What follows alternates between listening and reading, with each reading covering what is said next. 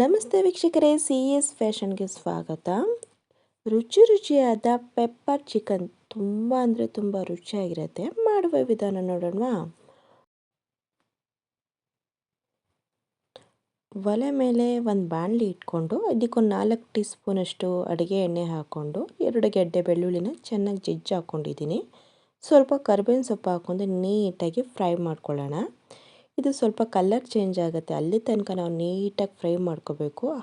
ಬೆಳ್ಳುಳ್ಳಿ ಫ್ರೈ ಮಾಡುವಾಗ ಒಂದು ಒಳ್ಳೆ ಫ್ಲೇವರ್ ಬರುತ್ತೆ. ಈಗ ಇದಕ್ಕೆ ಚಿಕನ್ ಹಾಕ್ಕೊಳ್ಳೋಣ. 1/4 ಟೀ ಸ್ಪೂನಷ್ಟು ಅಡುಗೆ ಅರಿಶಿನ, ಒಂದು ಸ್ವಲ್ಪ ಉಪ್ಪು ಹಾಕ್ಕೊಂಡು ನೀಟಾಗಿ ತಿರ್ಗಿಸ್ಕೋಬೇಕು. ಇದು ಸ್ವಲ್ಪ ನೀರು ಬಿಟ್ಕೊಂಡು ಬೇಯೋ ತನಕ ಒಂದು 5 ನಿಮಿಷ ನೀಟಾಗಿ ಬೇಯಕ್ಕೆ ಬಿಟ್ಕೊಳ್ಳೋಣ. ಚೆನ್ನಾಗಿ ಮಿಕ್ಸ್ ಮಾಡಾಗಿದೆ. ಈಗ ಒಂದು 5 ನಿಮಿಷ ನೀಟಾಗಿ ಬೇಯಕ್ಕೆ ಬಿಟ್ಕೊಳ್ಳೋಣ. ಈಗ ಇದಕ್ಕೆ ಒಂದು ಮಸಾಲೆ ರುಬ್ಕೊಳ್ಳೋಣ. 1 ಟೀ ಸ್ಪೂನಷ್ಟು ಕಾಳುಮೆಣಸು ಹಾಕ್ಕೋತಿದ್ದೀನಿ. ಇದೊಂದು ಸ್ವಲ್ಪ ಖಾರ ಇದೆ. ಅರ್ಧ ಟೀ ಸ್ಪೂನಷ್ಟು ಜೀರಿಗೆ, ಅರ್ಧ ಟೀ ಸ್ಪೂನಷ್ಟು ಓಂಕಾಳು, 1 ಟೀ ಸ್ಪೂನಷ್ಟು ಧನಿಯಾ ಕಾಳು.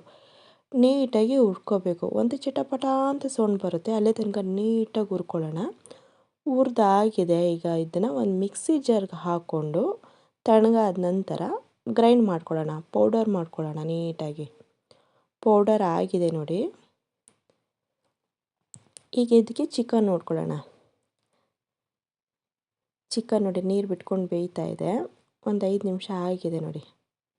ಈಗ ಇದಕ್ಕೆ ನಾವು ರುಬ್ಬಿರುವಂಥ ಮಸಾಲೆನ ನೀಟಾಗಿ ಹಾಕ್ಕೊಂಡು ಚೆನ್ನಾಗಿ ಒಂದ್ಸಲಿ ಮಿಕ್ಸ್ ಮಾಡ್ಕೊಳ್ಳೋಣ. ನೀಟಾಗಿ ಮಿಕ್ಸ್ ಮಾಡ್ಕೊಂಡಾದಮೇಲೆ ಸ್ವಲ್ಪ ಚಿಕನ್ ಬೇಯೋಕ್ಕೆ ನೀರು ಹಾಕ್ಕೋಬೇಕು. ನೀಟಾಗಿ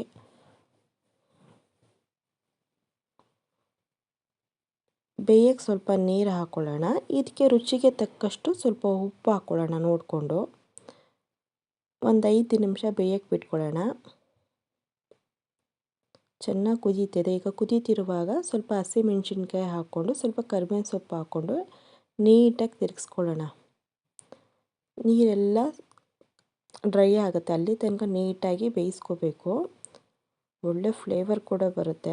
ತುಂಬ ಅಂದರೆ ತುಂಬ ಚೆನ್ನಾಗಿರುತ್ತೆ. ಈಗ ಇದಕ್ಕೆ ಕೊತ್ತಂಬರಿ ಸೊಪ್ಪು ಹಾಕ್ಕೊಂಡು ನೀಟಾಗಿ ಮಿಕ್ಸ್ ಮಾಡ್ಕೊಳ್ಳೋಣ. ಆಗಿದೆ ನೋಡಿ.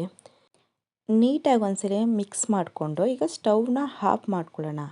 ಸ್ಟವ್ ಆಫ್ ಮಾಡಾದಮೇಲೆ ಇದಕ್ಕೀಗ ನಿಂಬೆಹಣ್ಣು ಹಾಕ್ಕೋಬೇಕು ನಾವು.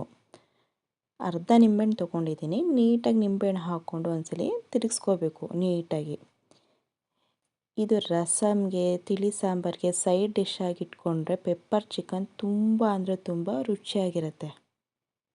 ಈ ರೆಸಿಪಿ ಇಷ್ಟ ಆದಲ್ಲಿ ನಮ್ಮ ಚಾನಲ್ಗೊಂದು ಲೈಕ್ ಕೊಡಿ, ಶೇರ್ ಕೂಡ ಮಾಡಿ, ಬೆಲ್ ಐಕಾನ್ ಕೂಡ ಪ್ರೆಸ್ ಮಾಡಿ, ನಮ್ಮ ಚಾನಲ್ನ ಸಬ್ಸ್ಕ್ರೈಬ್ ಕೂಡ ಆಗಿ. Thank you for watching.